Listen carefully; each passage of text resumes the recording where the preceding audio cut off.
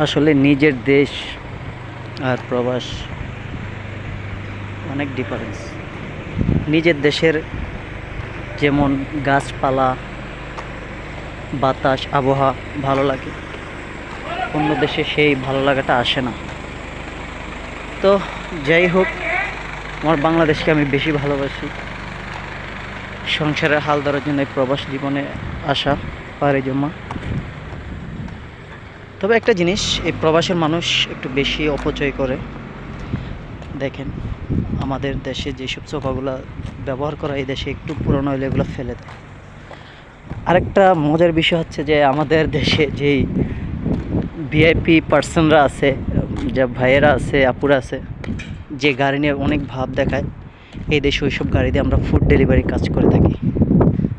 আমাদের দেশে ভিআইপি লোকেরা এইসব গাড়িগুলো চালায়, আর এই দেশে দেখেন এর থেকে ভালো ভালো গাড়ি দিয়ে আমরা ফুড ডেলিভারি কাজ করি। আমাদের দেশে পরিবহনের যদি কথা বলতে যাই, খুবই লজ্জাজনক, আশ্চর্যজনক। আসলে এই দেশের যাই বলুন না কেন, এটা আমাদের জন্য ভালো না, কিন্তু এই দেশের মানুষের জন্য এটাই তাদের জন্য অনেক কিছু বেস্ট। কারণ আমি আমার দেশকে ভালোবাসি, যার কারণে আমার দেশটাকে আমি ভালো বলবই, স্বাভাবিক। তো একটা জিনিস না বললেই নয়, আমাদের দেশের গাড়ি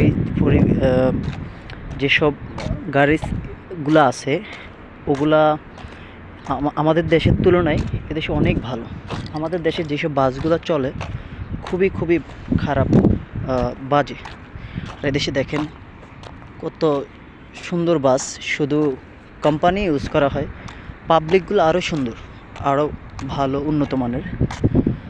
তো কিছু করার নেই, আমরা হচ্ছি হতভাগা।